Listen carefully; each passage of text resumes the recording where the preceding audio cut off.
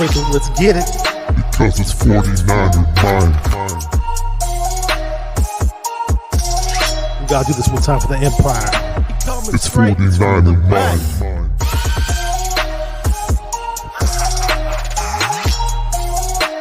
It's 49er mind.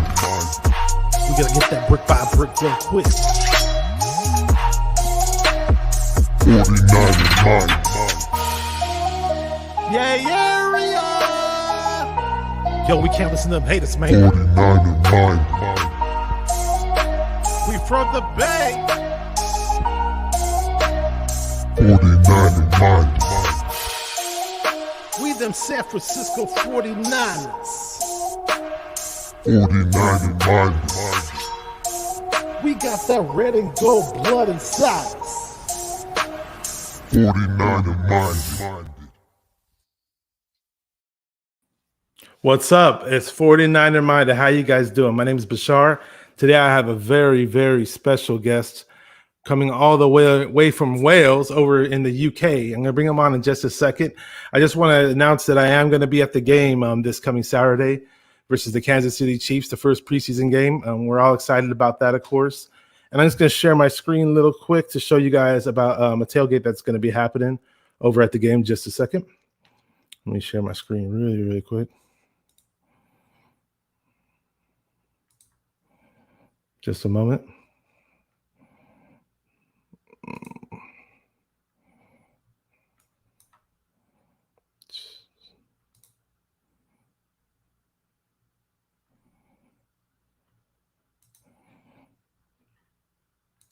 Just a second.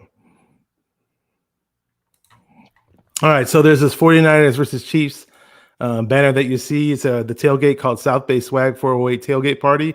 Is going to be at Green Lot 1, which is the main parking lot at Levi's Stadium. When you first pull into the stadium, you see the main entrance where you walk in to get your tickets. That's where Green Lot 1 is. It's at Pole 20 in Green Lot 1. There's a lot of people, a lot of good friends of mine, a lot of people who I haven't met yet in person, but I'm going to be running into them. And a lot of my friends from Candlestick are going to be there. I know if you guys go on Real Talk, Niner Talk, Silverado Kev's going to be there. If you guys know who 49er Tone is, 49er Tone's going to be there. Bay Area Baller 18. If you guys know who he is, he said he might be there, so it's going to be a lot of fun. Hope to see you guys out there. And just going to change this, stop sharing right here. And with that said, I'm going to go ahead and bring on our special guest all the way from Wales in the UK, Gavin. How you doing, man? What's going on? Bashir, how are you, bro? You always call me Bashir, man. My name is Bashar, bro. Bashar, It's all Bashar, good. I'm so sorry. It's all good, man. It's all good. I bro? get it all the time, so don't think of yourself as being any lower than anybody else. Just let me do this. We got Gavin in the house, and before we get started, I always like to give some shout outs because we got all these people in the chat. And who we got in the chat? Who is here? We got Ryan over here. Josh Amin the Dream. Let's go. Shout out to Amin the Dream. Corey Davis, always supporting, always repping. Niner Sickness. What's up, Niner Sickness? Subscribe to his YouTube channel. And also subscribe to Amin the Dream as well. Amin. We got Bay Area Baller 18. Subscribe to his YouTube channel. He's here. I did this last minute, but I'm really happy to see you guys on here without a doubt. We got Adam Figueroa, a good friend of mine from way back in my San Jose days, that is. And yeah, good to see you guys on here. And feel free to drop questions while we get the football talk going. Without a doubt, we always welcome that. And just for those of you guys who don't know, Gavin is. I've seen him on the Cone phone. He's definitely called on the Cone phone, and I'm not sure which other 49er podcast you've been on, but I think you've been on Jack Hammer as well. Is that correct? Yeah, I've called it Jack Hammer. I've been on Shardolls. Shardolls stream? Okay, shout out to Shardolls. Yeah, doing a couple. Doing a menace to the 49er faithful. How about Rombo? You been on Rombo at all? Or? I haven't. I've been meaning to call in Rombo. I will be. Rombo is on the tech list. I'm definitely gonna do Rombo soon. All right, so you're from Wales, which is part of the United Kingdom, and you were actually educating me on it earlier because I knew it was. So I used to get confused that whether is Wales connected? Was Wales part of England, or is it a separate country? But Wales is a separate country, so just to clarify that for people. Country, yeah. And you're living in Wales, and how did you discover American football? Well, what happened? Well, it all dates back to when I was a child. It does, Bash, because they used to sell in my local shop. They used to sell bubble gums, and in the bubble gums used to come key rings, and these key rings were in the shape of football jerseys. And I used to collect them all. I had all 28 teams, because I think there was only 28 teams in the league at the time, because we're talking the 1980s. And I didn't know which one to pick. And my friend said, I said to my friend, which football team is the best out of all these? And he said, oh, well, you're a Liverpool fan, and Liverpool were winning everything at the time. So he said, you should be a San Francisco 49er fan. So it dates back to the bubblegum and the key rings, yes, back to the 80s. But I didn't really follow football during the 80s and the 90s. It's only like the last 10, 15 years that I've really got into football, because I started playing games online and talking to Americans, and it rekindled my love with American football from when I was a child. And I used to play the Mega Drive games, the Madden Mega Drive games. Oh, Genesis. Well, we call it Sega Genesis over here, Mega Drive. I definitely know what Mega Drive is, though. Super Nintendo, Sega Genesis. You probably heard that line before. Shout out to Biggie Smalls, R.I.P. Notorious B.I.G. in the house. You know what's funny is when it comes to football, one thing I tell people, aside from watching football, I tell them, you know what, if you don't understand the game of football, and this goes out to the video gamers, not to the average person, but pop in a game of Madden. If you can play Madden some way, somehow, I guarantee you'll probably pick up the sport within a day. Yeah, that's where I started learning about the game on Madden on the old Mega Drive. Yeah, you always used to go to the 49ers as well, and they sat on there as well. They did. Do you mean? No, we're joking, but so that's where it all started from, really. Do you mean? But yeah, forever faithful forever. Started from the bottom. Now we're here. If it went for bubblegum, hey, you wouldn't be a Niner fan. So let's give shout out. Bubblegum. What brand was it? What brand was it? What was the bubblegum brand? Oh, I couldn't tell you what brand it was. I will send you a picture of the bubblegum later. Okay. I will. Right, once the show's over, I've got to see if they have. Look. 49er bubblegum fans, gotta love it. Yes. So when you became do you remember what the first memory of watching a 49er game was? Right. In terms your best favorite memory growing up watching the 49ers, like. Well, like I said, I never grew up watching the 49ers, right? Because I like I said, I played the game sort of thing, but American football wasn't on UK TV. Yeah, I can only imagine. I've had to do everything I've learned about American football. I've had to learn myself, because nobody else around where I live really watches football. Where I live, I can't talk American football to anybody. This is why I call in all these call-in shows and stuff like that, because it gives me a chance to talk to people who actually know the game. And I learn a lot more that way. That's what I find. This is why I love the community, the YouTube community, the content creators. So and that's how we met. We met through the YouTube community. You come on CG Ruthless's stream, Shardal's stream. You're on the Grant Cone Discord. Yeah, and you definitely have a good grasp of the game. That's why I brought you on. And I'm not sure if you ever connected to the UK 49er Empire chapters on YouTube. On Facebook. I've seen them on Facebook, and try to look them up and you might want to connect with those guys. Some of those guys actually, I've seen some of those guys actually at the games at Candlestick and Levi's. They're very loyal fans, and they must have deep pockets, because some of them go like 4 or 5 games a year. It's pretty crazy. Costs a fortune to get to San Francisco from the UK. Yeah, can't be like. Oh, let me give it a shout out. Send me the link. I would love to link up. Oh, without a doubt. And we got Waruna in the house, says he can ask horrible questions. He's a writer for Sports Illustrated, all 49ers, I believe, online. The GOAT. Yeah, Waruna is a very known caller on a lot of those social media platforms on YouTube. Definitely check him out. He wants to give Jimmy G a $600 million contract. So how are you able?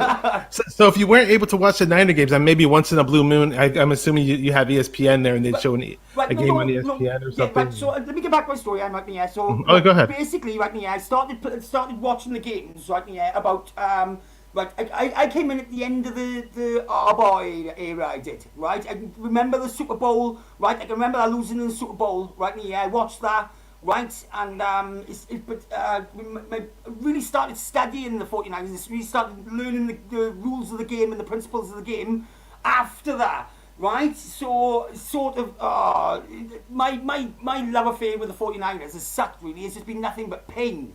Really, that's all I've known. Who was your first? Was there a Niner player that you saw when you first started watching the Niners, and you're like, wow, this guy's so good. Wow, I love watching him play. Was there like a 49er player that you're talking to Trent Baalke now, you are? Because this is when I first started. At first, it was like Kaepernick. Obviously, it was Kaepernick, but Kaepernick pulled all that rubbish with kneeling and that. And my view on it, right? I don't know if anybody wants a British view on it, right? My view on the Kaepernick is he shouldn't have done it for the fans. Because he robbed the fans, do you mean, doing what he did, of having a stellar quarterback, and before he did that, made himself a martyr or whatever. Do you mean he should have thought about the fans first, and he shouldn't have done it, and he should have kept on playing for us, because he left us in the lurch doing what he did. Do you mean? But yeah, so after that though, right, my favourite player, right, sad to say, was Carlos Hyde. Carlos Hyde, like, do you mean, because he was the best player we had for years, I think. I'm sorry, who? I didn't get which name you said. Carlos Hyde. Oh, Carlos Hyde. Yeah, the running back. Yeah. Okay. He was good in the beginning when we first had him. Yeah, I thought that as well, but it just out of Ohio State, big, strong, power running back. Yeah, he's good after the. He good catching the ball as well. He could come up to the outfield and catch the ball really well. He could but since then, no, it's Juice. It's all the way, 100%. Juice check, best, my favourite 49er player ever. Do you mean? Just put in your face now. With that said, let's talk about the running back situation we have right now. What do you like about are there any running backs that you like right now that we have on our team that you look forward to seeing? It's going to be Kansas 49ers versus Kansas City Chiefs this Saturday. Anybody looking forward to watching in terms of the running back department? Yeah, I am. It's Trent Sherfield. I want to see how he does first. Is he? No, Sermon. Sorry, Sermon. I want to see how he comes up first. Trey Sermon. Yeah. Ohio State. Another Ohio State running back. I mean, the rookie we drafted, wasn't it? Yeah. So I want to see him come out. I want to see him have a game. Give him the rock. See what he can do.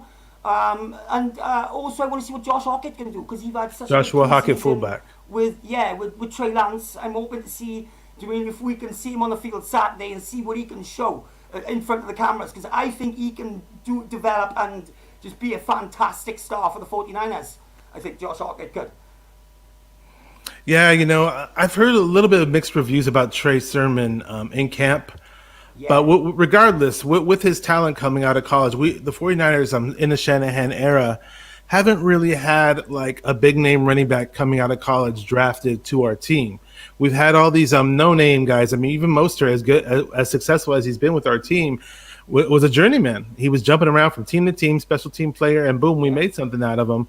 And now we finally picked up this guy with a big name coming out of college and more of a bell cow type of guy. I hear he's a good receiver too, so I'm really curious to see what he can actually do on the field in games in that Shanahan zone running system. We got Elijah Mitchell too, actually. Yeah, Elijah Mitchell, and now Wayne Gallman Jr. I'm interested to see. Oh, Wayne Gallman, yeah. Wayne, you can't forget about Wayne Gallman. He's actually pretty good. He had a good season last year with the Giants, and for some weird reason, his name always gets lost in the shuffle. I don't know why. He's actually a pretty good player that's proven himself in the NFL, and we were fortunate to pick him up because Wilson, Jeff Wilson, who I like a lot, did get hurt, and he popped his knee in the locker room and done for the season. He's not done for the season, but he may come back mid-season. They say, So let's hope and pray. Yeah. So the running backs, and it's also interesting for some reason. I remember back when I first started watching football. I remember like in certain preseasons, some running backs would just flash like crazy in the preseason, and they look so good in the preseason, and then you would never see them in the regular season doing anything. And the reason why I'm getting into this is because at one point Mostert was a preseason running back for the 49ers. He'd get these nice runs in the preseason, but I never really saw him do much in a real game, so to speak. And now that they acclimated Mostert into the offense and made him a real running back, it's different. But so in the preseason, sometimes those guys may not do things in the real games that they do in the preseason. But it's going to be interesting without a doubt. If anybody else has any questions, let me know. What I want to know, right, is right. Kyle Juszczyk, right, is the highest paid back on the offense, but he's used the least. Yeah, they need to use Juszczyk.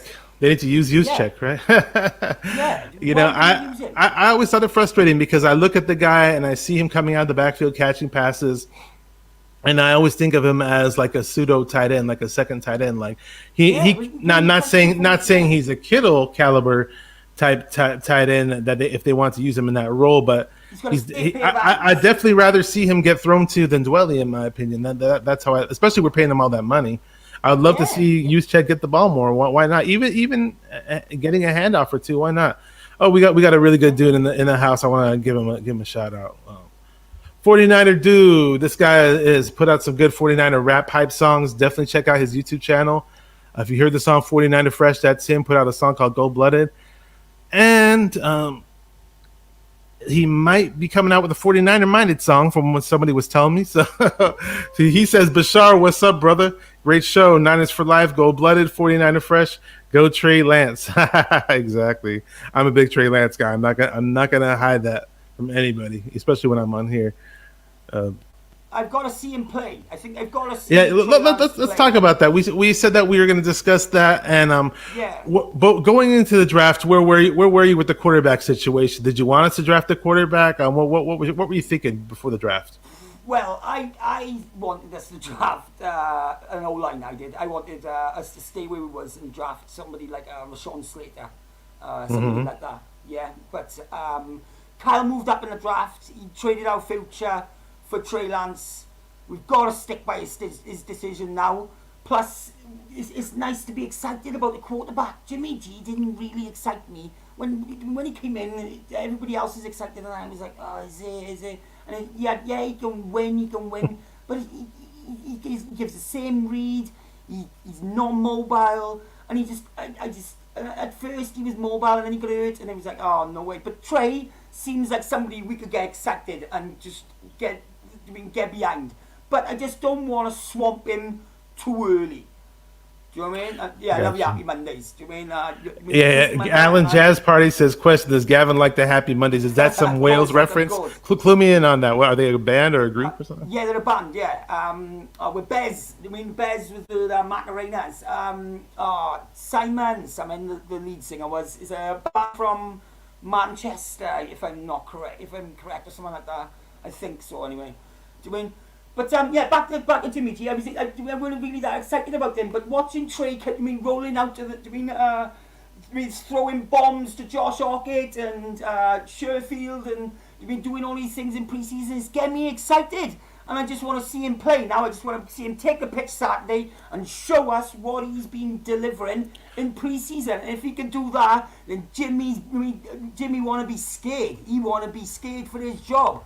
Do you know what I mean? Because I think Trey Lance, he's got enough to deliver, and he's the man for the future, and he's going to take his job without a doubt for me. And really quick, back to who you won in the draft. On draft day, what was your reaction to the Trey Lance pick? What was going through your mind? I was excited about it. I wanted, if we was going to get a quarterback, I thought we should have got Justin Fields, right? And we could have got Justin Fields and not traded the future. But watching Trey Lance in preseason now, I was wrong. Do you mean? But Trey Lance is the quarterback, and I'm going to get behind him 150%. Whoever starts week 1, I'll be behind them. If it's Jimmy G, if it's Kyle Shanahan starting, as much as I don't with him, right? Do you mean? Hey, Shanahan, he threw that pass to that pizza oven. Remember? Did you see that? He should have his own pizza oven commercial. He should have his own pizza oven commercial. He should. Do you mean just sign him up right now? He's doing free pizza ovens for Kyle Shanahan for life. Do you mean? It makes sense, bro. It makes sense to me. Oh, but whoever's under centre, right? Whoever's starting for us week 1, preseason against Kansas City. Yeah, I wish him the best, and just go out there and just smash him. Yeah, without a doubt, I'm pretty excited about the Trey Lance's progression so far. Initially I wanted Justin Fields, but with me it was 1A and 1B. If we're not getting Fields, get Lance. I didn't want Mac Jones, obviously. No. And within the early first weeks of training camp, Matt Miyoko tweets that, hey, yeah, I know sickness. I see it too. It's a sensitive adapter. I'm going to switch this one out pretty soon. So Miyoko was saying actually right off the bat in camp that the Trey Lance is looking like the 3rd overall pick. Like when he said that off the bat really quick, I was like, whoa, this guy's progressed a whole lot from what we heard about him in the OTAs. We heard some bad initially, then we heard some good and a little bad. But Trey Lance took it upon himself within those 40 days to learn whatever he could learn, practice and fix whatever he could fix and work on. So all that goes to Trey Lance's and his amazing work ethic, and hopefully we'll see it pan out on the field. I'm going to be there firsthand on Saturday. He's going to get a lot of reps in the first half, so it's going to be very exciting. We might have a generational quarterback on our hands. That's what some of the teammates are saying. And Trent Williams said he looks like a generational quarterback, so I'm really, really excited. And let's see what else. Niner Sickness said something. Yeah, I just don't want to see him start week 1 if he's not ready. If he's not ready, just let him sit and let Jimmy G take over. Do you mean right there? And just put Trey in when he's ready, because the last thing we need now, right, is to put Trey in, trade Jimmy out, trade the future, put loads of weapons around him, and he flops and he gets like 4 or 5 wins, and everyone's calling for his head, and it's all the pressure costing 3 draft picks. I just don't want to kill the young lad off.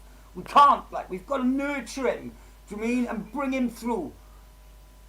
Yeah, I see what you mean in that regard. For me, but where I see it on my end is that football's a meritocracy. So I know seniority does play a part in saying, hey, you have this guy, he's this 4 or 5 year veteran, and you may not want to have the rookie take over right away. But for me, if that rookie, if this is the case with Lance, from what everybody's saying, we're going to find out pretty soon once we see him on the field, that if he is miles ahead of what Jimmy can do, I don't see why you don't put him on the field, and they're actually saying that the offensive coordinator told the media that he's coaching the players on the field before they take the snaps. So you do want to be conservative with the rookie quarterback. I totally understand, but with Russell Wilson in his rookie campaign, he stepped in and did just fine. I remember that very well, his rookie year.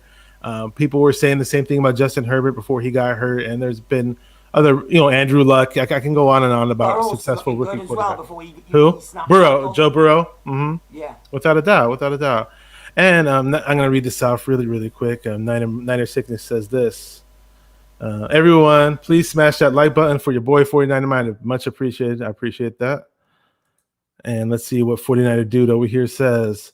It says, when you draft any player at any position, you should want that player to start. That means we've gotten better at that position other than a wasted pick. Yeah, assuming he's showing now, if that player that you draft really, really high is not progressing and he's showing that he's not ready yet, obviously you never want to play him, even if you drafted him that high. If you got somebody better in front of him, play the better player, without a doubt.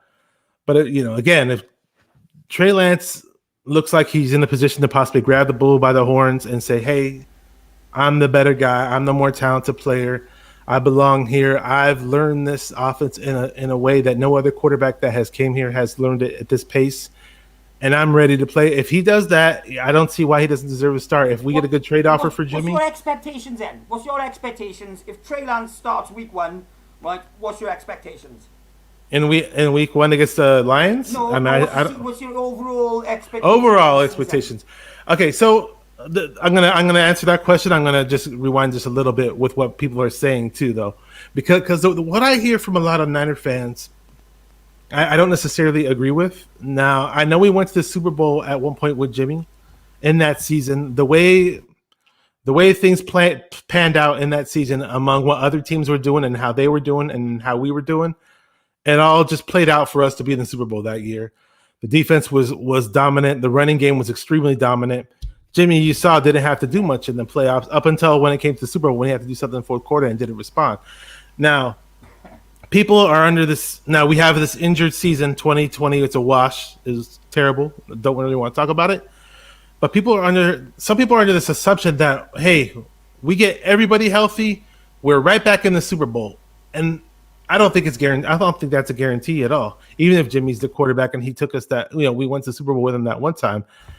In my opinion, you always have to get better.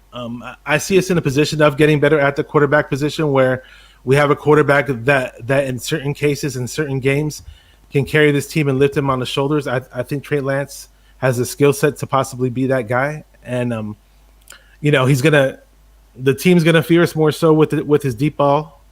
They're gonna fear us with his running ability, Gotta respect that.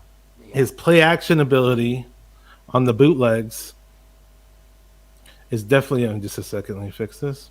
His play action ability on the bootlegs is so, was probably the best coming out of anybody coming out of college.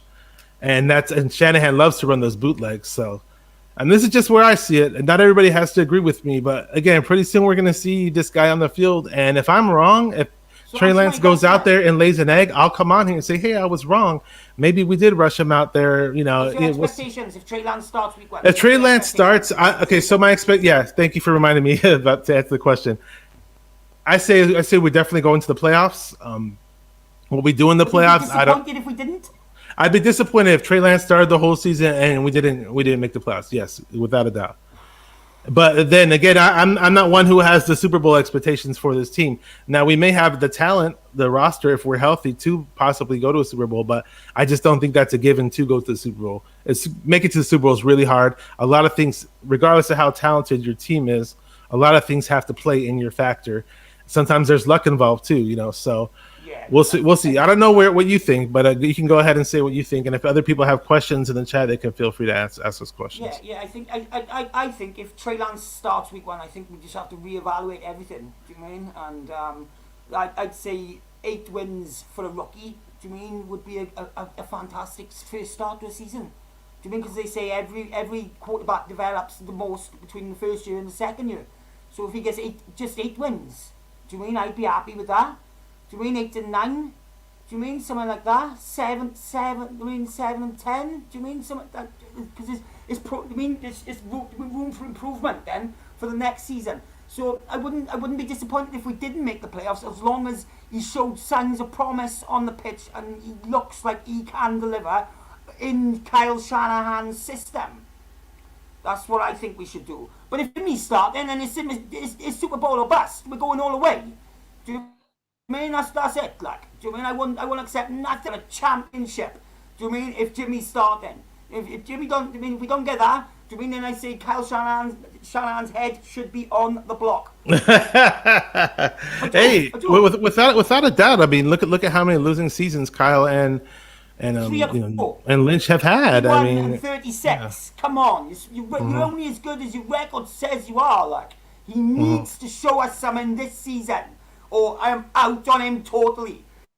I'm not out on him yet, totally. But I've got my foot out the door. I've got my foot out the door, Kyle. Kyle, bring me back in. Do you mean? But unless he does that this season, I can't see it happening. Do you mean? But yeah, like I said, if Trey Lance starts, I think we need to reevaluate and just not put too much pressure on the guy because he's cost a lot of draft picks. And do you mean we don't want to just kill him? We don't like with the pressure.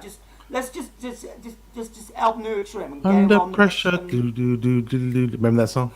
I was gonna say Kyle Shanahan, if you're watching, Gavin has one foot out the door. Says your head's going to be rolling if we have a losing season. So we better make the playoffs. We better get our team in check. We better get our boys right. Better have them healthy.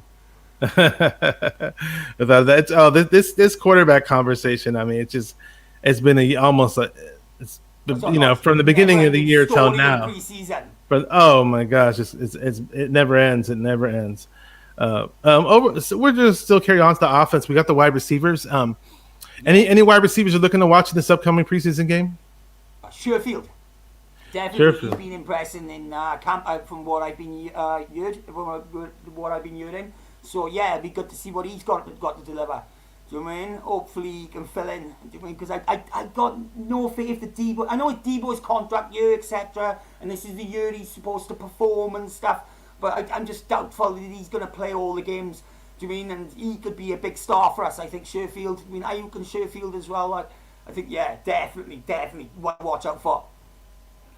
Yeah, Sherfield, honest to God, I mean, following the Arizona Cardinals, you hear about D-Hop, hear about Larry Fitzgerald, Andy Isabella, and they got a few other younger receivers in the mix. And I did not even recall Sherfield at all when we played the Cardinals. And when we picked him up, I was like, okay, from what I heard, he was a special teamer type guy. I think he even was in the return game at one point. From what I was hearing was he's got speed and he can possibly be a deep threat. But, everything in camp from the get-go is Sherfield. And I'm like, wow. And he's catching deep balls from Trey Lance. And I'm just really excited to see what he could do on the field. And I think he might be the third. Go ahead. I'll say this about Kyle Shanahan. He knows his wide receivers. That is one position that he knows to a T. Kyle Shanahan does, I think. Do you know what I mean? He evaluate. I mean, he's not very good evaluating talent elsewhere, but I mean, when it comes to wide receivers, he gets his spot on. If Debo could stay healthy, he'd be he'd be top 3 wide receivers in the league. It's just he can't stay healthy, like. Do you know what I mean? Because how we run him, we always run him like a running back on those crazy jet sweeps. And actually, Debo's body type too. A lot of people have brought this up. He's just got those bulky, thick legs, and I think from what I was hearing, is that he leaned out a little bit more. So, and they're saying he still looks strong. He still looks, he leaned out a little bit, so it's probably less pressure on his body, on the hamstrings. So, and on top of that, from what I'm hearing in camp is we're using him as a deep threat a whole lot in camp. They're throwing all these deep passes, deep balls down the field with Debo. And I definitely look forward to seeing that in games because we barely saw it in games. We just keep running. And don't get me wrong, we have plenty of success running those jet sweeps with Debo, and even with also Brandon Ayuk as well. And it's fun to watch at times. But do you really want to have your all-star running wide receivers, your best wide receivers on the team running those jet sweeps routinely? You kind of want to see them be used as a regular receiver down the field. But back to Sherfield, one thing I saw about him, heard that he's really fast, and saw him in the press conference, and he has tank top out. He's actually pretty built. He almost looks like a running back. I was like, well, that's Sherfield. I thought he was going to be some tall, lanky, skinny dude, but he actually looks like he's pretty strong. So that's good to know. Here we go. This is a good name that's been brought up, and I like this name a lot from what I've been seeing so far in camp. From Bay Area, Bala 18. Dewan Jennings, I want to see what he's got. Anything you got to add to that about the whole Jennings thing? I can't wait to see what he's got, really. I mean, we've only just got him, haven't we? How long has he been on the squad? Do you want we had him last year. We drafted him, but he sat out the whole season. He pulled the Jalen Hurd, as you can say. I don't know. Oh, right. Is he going to make the field, though? That's the question. He's been practicing. So with him, he's a bigger wide receiver coming out of college. He was never a fast guy coming out of college. He's a big, strong-handed wide receiver. Yeah. Could do the jump ball. You could throw the jump balls to him. But with him, this upcoming off season, what he did was he leaned out too. He got in a lot better shape, and it's showing on the field. I saw 2 passes where he had one was a deep ball and one was like a corner type route, I believe, and he got separation on Jimmy Ward, and that's not easy to do. Jimmy Ward's one of the better cover safeties in the NFL, you could say. So it's really, really promising, I'd say. I'd love to see what he could do in the actual game. Jennings out there, maybe he's our third receiver, maybe it's Sherfield. Some say Sanu. 69 yards he did in 2019, so he's got to be something good about him. Oh yeah, he put up some good numbers in college, without a doubt. He was a very good player. Mm-hmm. He had the reason why he slipped so far in the draft when we got him. I believe he had some issues with the coach or something with the team. He just kind of had a little bit of personal issues going on, but maybe he cleaned those up and he's a more mature person now. Hopefully, I haven't heard anything bad about him being on the Niner team in terms of locker room or anything like that. So that's definitely a name to watch out for.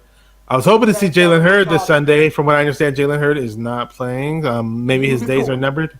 Maybe he's going to get cut. So disappointing because I was really excited about Jalen Hurd's abilities, his height, weight, and speed, his agility, the things he can do with the ball in his hand. But looks like we're probably never going to see him in another uniform. He's breakout player, and he's going to break and then he'll be out to the team. It's going that direction. Yeah, it really bothers me though, honestly, because I had a lot of high hopes for Jalen Hurd. I really did, and I know his injury history was there, but the reason being is just that when you see him play, he looks like he can do a whole lot. For a 6'4", 240-pound receiver, it would seem like would be pretty exciting to have him on the field for us, but it just doesn't seem like it's going to be happening for us.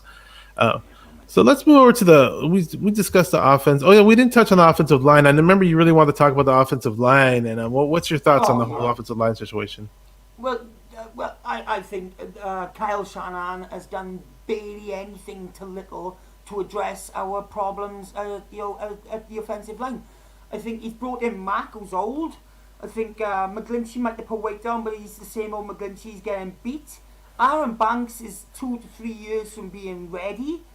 Brunskill is a joke. Do you mean Trent Williams is how he made the Pro Bowl last year on that offensive line is out of my comprehension. I just do not know. and he just does not lead the line at all. Even though he's going to have to this season, being paid like nearly 20 mil a season, he's going to have to step up and show some accountability and sort out the rest of that O-line. Because I think it's the same O-line as we had last year. And the O-line we had last year stunk. It was absolutely terrible. And if we put Trey Lance in behind that offensive line, he's going to be running around for his life. And Jimmy G will just get minced. He'll play one game, right? He'll get hurt, and he'll be like, "Oh my God, I'm out for 10 games," and then won't come back for the rest of the season because he'll see how much the O-line stinks. And this is Kyle Shanahan and John Lynch's job to address this. Like, everybody knew it was a problem at the end of last season. It's all we had, like Mike McFloppy. I so wanted to change the narrative on Mike McFloppy this season. It was unreal. I called into the Grant Cohn phone and I said, Mike McGlinchey's going to put it all on the line. He's going to be Mike McWool. And it turns out he's the same old Mike McFloppy. Well, it irks me. It irks me. Do you mean, how can you not improve?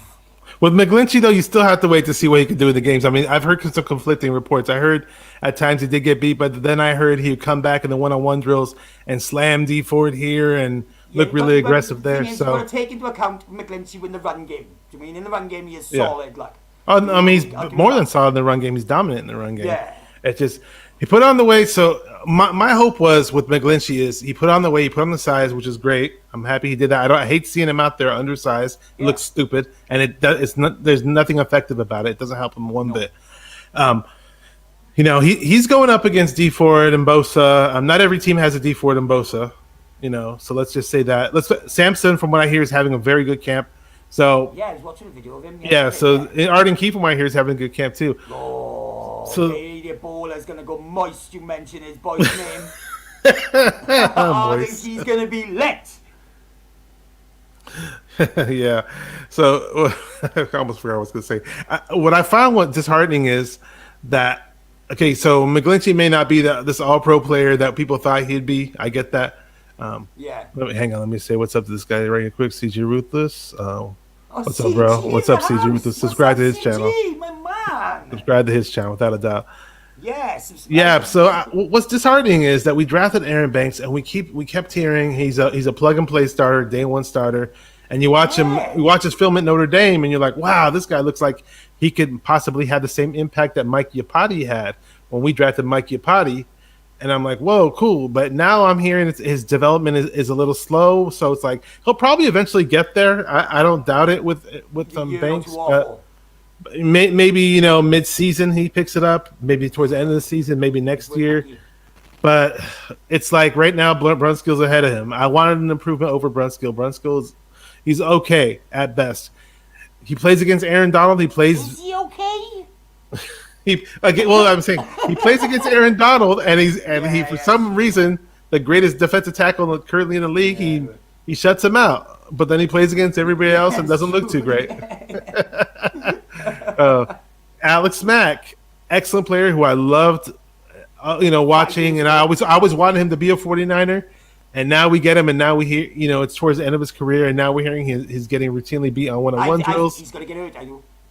So, I mean, hopefully he plays better in games. The thing with O-line, you mentioned the leadership, lack of leadership from Trent Williams' side. That might be it, because the O-line, it's a unit. It's not like this thing where people think it's like an individual thing where like D-line, like, you have this awesome defensive tackle who played great on the Panthers, and you bring him in and you plug him in, and he's going to be good right away for the Niners. Or it's different. It's a unit. They all communicate with each other. They have to be buddy with each other and be friends with each other. It'll be nice. We pay Trent Williams all that money. It'd be nice if he would step up and assume the leadership role. Why not? And, who knows? I mean, you think it would be nice to. I know Alex Mack is kind of more that guy.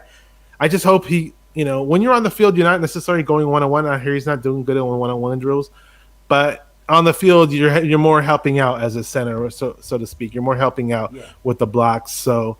And he's really good at seeing who's coming in on the blitz pickups and everything else. So he's good at Had a communicating. bit of experience there as well, yes. Yeah, the experience is definitely there. Yeah. There's some sweat issue with Alex Mack that the media has been talking about. I don't know, with a quarterback to center snap exchange. I don't know. So it's just kind of funny. Okay, so somebody mentioned this earlier in the chat, and I want to mention it now. If I can scroll up really quick, it was from 49er Dude, I believe. Hang on, I don't think I can see it now. I don't know. What I wanted to address was the safeties. Clinton Dix. Here you go from 49er Dude. What you think about the Clinton Dix pickup? I'm not laughing at him. That's just his name. Yeah. I hope he doesn't make us laugh when we watch him. I want him to make other teams cry. Is what I want him to do. Yeah, definitely. We got Gavin here typing away. Who else is saying, oh, what's up? What's up? Local 49ers fan. How you doing, man? Great to have you on watching the show. We really appreciate it. And we got my buddy here, Gavin, all the way from Wales in the United Kingdom. Wales. He's not living inside of Wales. He's in Wales. So so you just ha-ha'd right there. What's your take on Clinton Dix pickup and the safety situation? Well, I think we could always use backup at the safety position if anything happens to Jimmy Ward. Do you mean? I think if he goes down, I think but he's usually pretty reliable. So, but yeah, I think it's definitely a good signing for us. We always do win another safety. Yeah, definitely. Yeah. So Jefferson got injured. We picked up Tony Jefferson, and supposedly he was going to step in and be a starter to replace Tart, because Tart does not look like he's going to be playing this year. I don't know. He's got that turf toe issue. Yeah, he hasn't been back since the middle of last season, have he? And we drafted Talanoa Hufanga, who I'll get into later.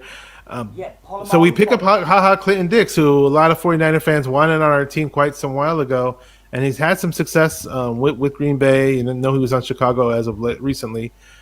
And from what I hear, he can cover very well for a safety, and he can actually play both safety spots very well too, whether you throw him in at free safety or strong safety. And he's definitely a good pickup for us. Hopefully he stays healthy, because we have issues with these guys staying healthy for whatever reason. Have you heard anything about Talanoa Hufanga that you may like or may not like as far as his development goes?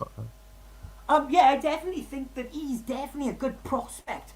I think he was a good pick in the draft. I think from what I've been seeing in preseason as well, he's had a couple of good plays. Do you mean? He's super young, and he's coached by Troy Polamalu. Troy Polamalu. Away from the guy. That is he's mentored him. About this guy. Do you mean? And if he's half as good as Troy Polamalu was, we've got a superstar on our hands, because Troy Polamalu was a god. Do you mean? And if we've got somebody like that in your corner teaching you, then it's just going to rub off on you. Do you mean? And so yeah, and he looks promising as well. He looks like a bit of a stud as well. He's built well. Do you mean? And yeah, I think definitely one for the future. And there's a picture of him as a little kid, maybe 3 years old or 4 years old, all dressed up in a 49er jumpsuit. So that's pretty cool. Yeah. I wish my parents did that. My parents didn't even know who the 49ers were, so I don't blame them.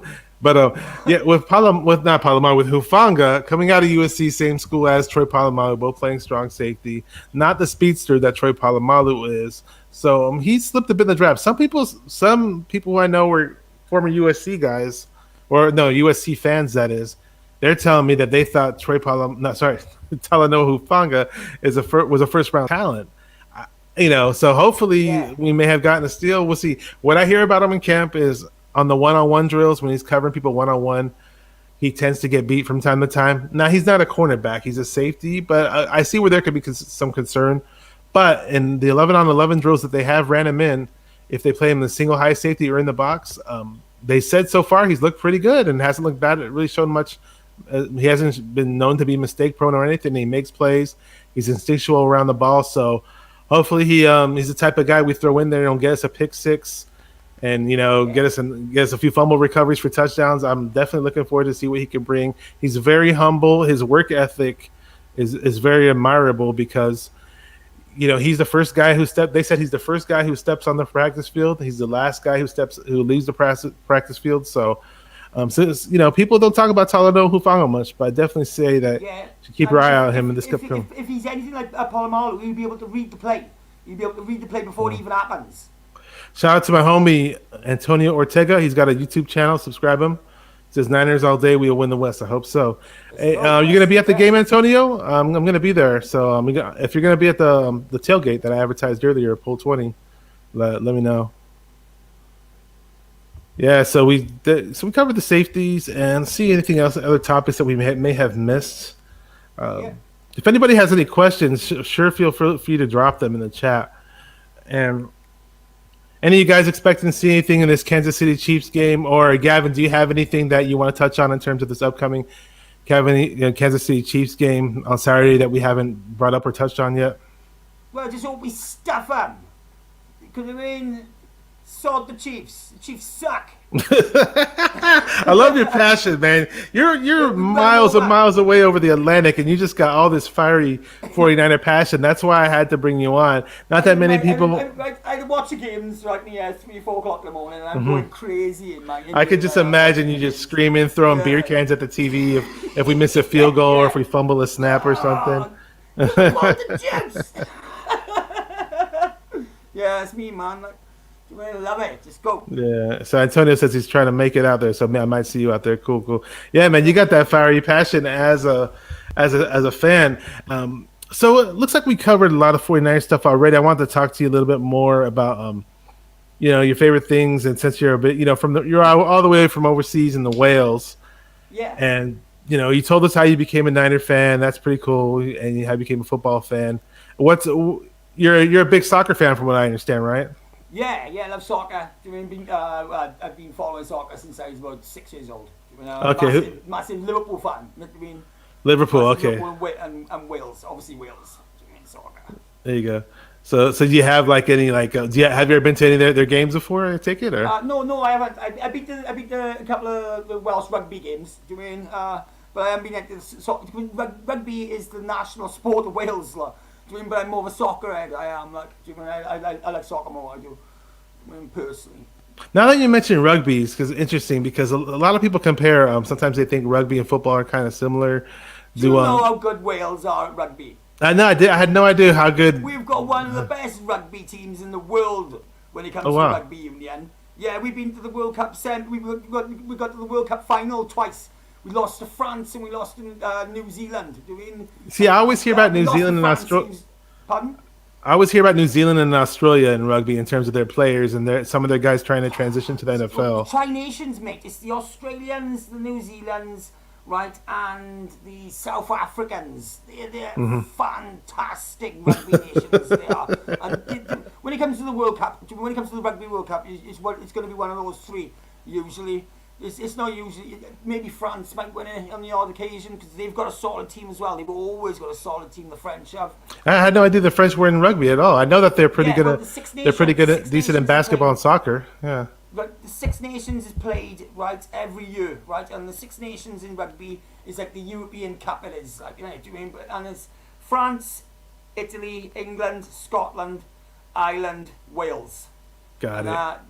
That's the six best rugby nations in Europe. Wow. That is, and they play each other once. They play the group once a year. They do, and Wales usually we win a couple of Grand Slams. The Grand Slams is when you go all year undefeated and you beat every single country without losing. We won the Grand Slam loads. We just never won the World Cup. We haven't. Rugby massive in Wales, massive. Remember when we had Jared Haynes? Did you have any thoughts about that when we picked him up? No, not really. Not at the moment, anyway. Yeah, he was a big rugby guy coming out of Australia. We picked him up, and they tried to make him a running back, and it just or whatever. I thought he was good. I'll tell you a good rugby player who transitioned from rugby to American football and did really, really well. Won a Super Bowl, right? J.J. Ajayi for the Philadelphia Eagles. J.J. Ajayi, the running back, he played rugby? Yeah, he played rugby league. He did. Rugby league, okay. You know the difference between rugby league and rugby union? I heard there's a difference. I don't know what the differences are. Right, yeah. The difference is rugby league, right, is you get 5 tackles and you've got to score, you have, do you mean, right? And then in rugby union, like, it's different, because you've got scrums and you've got it's completely different. Rugby union is it's hard to explain as well, but rugby league is more like American football. It's just you can't throw the ball forwards. That's all it is. Do you mean really? He's just got to throw the ball backwards. But it's I want to say football. shout out to my homie Rose Royce in the chat. Says, "What's up, guys?" What's up? And Rose Royce says your accent is classic. Yeah, he's got the wicked accent. He's got tons of personality. Yeah. He's got tons of 49er passion. This guy, he's just red and gold, baby. he can't even buy 49er gear where he lives. They don't sell it out there. But this guy loves the Niners. I was gonna say, if you have a chance to meet a 49er player, who would it be, man? You never met any Niner players, but who would you like to meet? Juice, mate. It's use check. Use check. So you use this big. Yeah. What's this whole thing about use check? Because I know you always talk about him. Well, what do you like about him so much? I just think he's our top 3 player on offense. I personally think he's the best player on offense. I do because when he's got the ball and when he's involved in the play, it's just good things happen. You've seen the stats with our run game with Juice, and we've seen our stats without Juice. He just sells himself. Plus, it's his intelligence as well. He's not one of those usual prototypical fullback. He's a big meathead. He's got like veins bulging. He's like, and he's about 350 pounds, like whatever. Do you mean like the bus? Do you mean something like that? But then Kyle Juszczyk is. Do you mean he's nothing like that? Do you mean and he's not matching up people and I've seen a few of his interviews and he's talking about how he hits people and he's talking about technique and he's talking. It's not all about power. It's not all about power. Yeah, power helps, like, but it's more about technique. Where you're hitting him where you're hitting the player. Oh, there's so much technique in football people don't even know. Yeah, exactly. Like, and he just fascinates me. He does. Plus, I bet you right now he's one of the right. I've got 2 things I really like about Juice right now. One's come this off season. I want to know, right? If I ever met him, I'd ask him one question right now. Was you in Las Vegas with George Kittle? Right? Right? Because I want to know. Because I got money that says he wasn't. Right? I got money here right now that says Kyle Juszczyk wasn't in Vegas partying with the boys. Right? I think they all were. Everybody else was. But I don't think Kyle Juszczyk was. And B, I want to know what he's done with his money. Because I bet we've made some smart investments.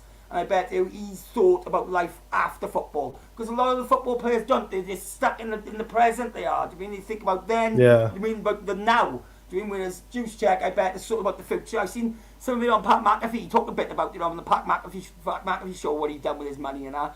Do you mean? And yeah, just fascinates me. The guy fascinates me. He does that. Do you mean? Plus, he's definitely. We just need to give him the ball more. I don't see why Kyle Shanahan pays him $6 million a year and just plays him in less than 40% of the plays. And statistically, over the last 5 years, he's been using him less and less and less. I understand. I'm totally with you. I'm totally with you. I'd love to see him get thrown to more. Like I was saying earlier, kind of like a pseudo tight end role. So Rose Royce says, "I totally want to drink with this guy." So if we go to Wales and it's a 49er playoff game, what bar are we going to drink and watch the 49ers play? Probably the Wetherspoons. Wetherspoons, okay. So they right opposite the train station in Cardiff. You get off the train in Cardiff. There you go. Okay, so I'm in Wales. Where's the best place to eat? I don't know, like, do you mean? Because I don't really go out doing the restaurants or anything like that. I go to breakfast bars and stuff like that. I do, bruv. I've never really been one for like going out to pubs and drinking or anything like that. Okay. So you had me fooled. I was more into nightclubs. 2 seconds, let me make myself. Okay. He just took off and something. I don't know what happened. So I heard a little sound. He says he's gonna be back. What's up, Royce? If you guys have any questions, let me know. Okay, looks like he's coming back right now. He says what we got right here. He says breaking news: 49er minded interview. It says breaking news: 49er minded interviews. McGregor, the 49er Empire version of Conor McGregor in the house. Do you like him? Do you like McGregor? I know. I mean, he's from. I think he's an icon. He's an absolute icon. Okay. I think he's past it now. Definitely. His ankle. What happened to his ankle? Do you mean in the last fight he had? That was awful. That was. Oh, that was terrible. That was terrible. A lot of people laughed and made fun of that. But I played football and I would never want to wish injury on anybody, whether I was a fan or if I was their enemy or whatever. Just I don't. That's terrible. You want to see the fight go on. It was a big hyped up fight. You want to see them battle it out. You don't want to see a Yeah, fight I ending like wanted to that. see McGregor get knocked out. I thought he was going to get knocked out. I did. Mm-hmm. He's lost all his last couple of fights since the Mayweather fight, haven't he? He's lost every single fight, haven't he? Can you do an impersonation of Conor McGregor for us, or? No. I can't do the Irish accent. I can't. Not at all, bruv. Barely do my own accent. Okay. Well, it looks like we're gonna wrap things up. Do you have any final thoughts that you want to talk about before we close it out? No. I think we've covered it all, really. Bash, isn't it? I just want to say thank you very much for putting me on the show. I want to give a shout out to what did you say at the beginning of the show with were you doing it the 49 at Levi's? What are you doing? We're doing a tailgate party there. We're doing a tailgate party. Yeah. Shout out to your tailgate, like, innit? Do you mean I hope people turn up, and I hope all of you should just turn up and just show your appreciation for Bash, like. Talk some 49ers with the guy. The guy is sound. Do you mean look at him, like, innit? Do you mean Bash definitely join your tailgating party for sure. Yeah, Barrier Baller said I told Barrier Baller to meet us up over there, so he says he's going to the game. So hopefully I'll see you out there, Barrier Baller. Hey, I just want to say, I'll throw you another football. What was that? Maybe Derek Carr throw him another football. Yeah, Derek Carr. Yeah, Barrier Baller 18 was at the celebrity golf tournament in Lake Tahoe, and Derek Carr threw him a football on this party boat that they were on with their friends. It's a story for another day, but it happened. The board you couldn't catch it two-handed into the water. It's fantastic. It was fantastic. It's a good video. If you're on, go to Barrier Baller 18's channel. I think you might be on his Twitter page too. You can check it out. I do. Speaking of Twitter, I do have Upright 49er. Gavin at Upright 49er. I have his Twitter information. I have his Twitter information in the description box on the video. Definitely check it out. I tweet people like Jed York. I tweet Jed York and tell him how much of a fantastic job he did with Levi's Stadium. So anyway, I didn't really know you until recently. You know, we ran into each other on a couple of the live streams, and I said, hey man, I think you'd be a good guest on my show. And hey, you know what? You hit it out of the park, man. You're doing a great job. You're really extremely passionate about the 49ers. You're really excited about what we may do this season, and you're more pumped up than I am, and you're further out from Levi's than I am. So hey, we love the energy. This is the most excited I've ever been as a 49er fan. I just want to put that out there. This season, this is the most excited I've ever been. And I can't wait for my expectations to be dashed. I can't wait. Let's go. Let's go. All right, so we're going to close it out here. And I just want to let everyone know, keep repping those 49ers and stay 49er minded. Let's do it. Forever faithful. Trey Area.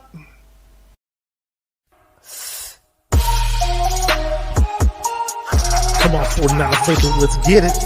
Because it's 49er mind. We gotta do this one time for the Empire. It's 49er mind.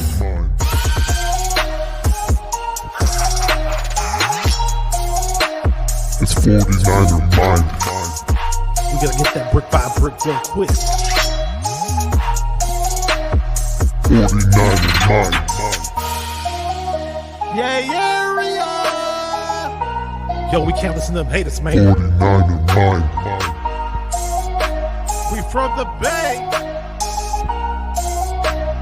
49er mind. We them San Francisco 49ers. 49er mind.